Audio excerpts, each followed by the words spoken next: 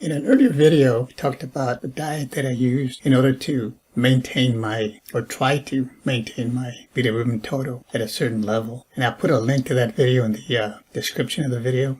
So here I have a little information about the bilirubin.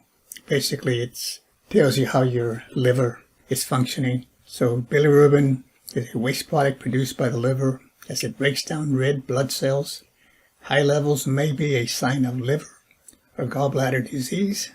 All excessive breakdown of red blood cells, among other conditions. The bilirubin total helps to identify conditions such as anemia, sickle cell, hepatitis, cirrhosis, alcohol, and drug abuse. And then there's a little bit more you can read here on your own.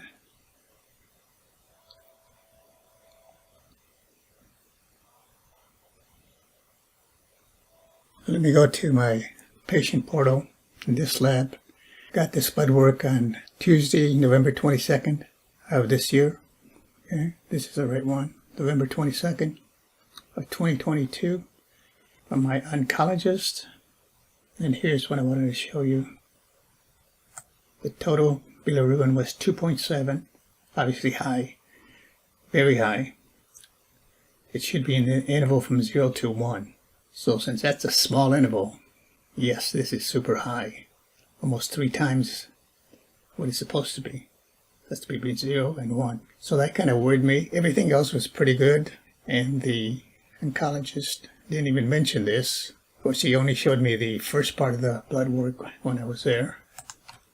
And I get these in my patient portal later. And I didn't see it until actually the next day. So I started to get busy and decide what can I do. Now it had been high before.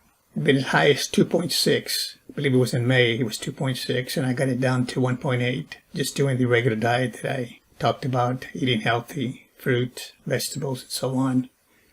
Cutting down on carbs, sugar, and that seemed to do it. My bilirubin over the last couple of years has been all the way from 1, which is normal, to 2.7. This is the highest it's been. So I got busy and said, well, they always talk about drinking more water and staying hydrated. That can affect the function of the liver. So that's what I did. I kept my diet, healthy diet, and just drinking more water before each dinner or lunch or whatever. Have a glass of water, eat my food, and then afterwards a glass of water. And I would say that I was drinking about 90 fluid ounces of water per day. I made it a point to drink water even if I wasn't thirsty. So 90 plus or minus 10 fluid ounces. So somewhere in there. Obviously, if I was working out or mowing the yard or something like that, I would drink more. And this doesn't include Gatorade that I might have had, or coffee or tea with dinner. This is just all water. And that seemed to do the trick, at least from the results that I had.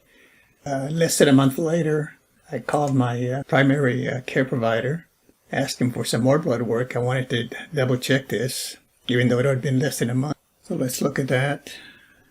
So this lab report is from December 15th. The other one was from November the 22nd. So less than a month. And going through my diet, and mainly the only thing I did different this time was more water. Now it led to more trips to the restroom, but I had to check it out. Everything else was pretty good. And there's my bilirubin total for this lab. And you can see 1.4.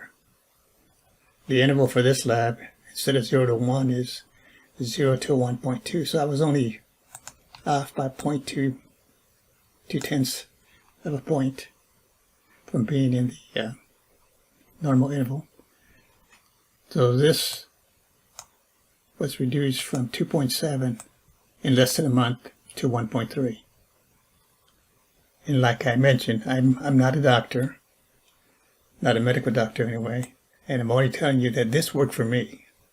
Just drinking more water, and of course, water is important for a lot of your organs, but in this particular case, it worked to lower the bilirubin for me from 2.7 to 1.4. reduction of 1.3. So that's one thing I just wanted to share with you. If there's anybody out there that having issues with your bilirubin, I know there's some people out there that really don't go to the doctor that often, don't check your bilirubin, don't check the thyroid, cholesterol, the function of the liver, or the kidneys. But the one thing I want to share with you is this. For me, it worked. And to tell you that you're not going to know if your bilirubin is high or low unless you get the blood work. And that's what I recommend to you. Thanks for watching. We'll see you next time.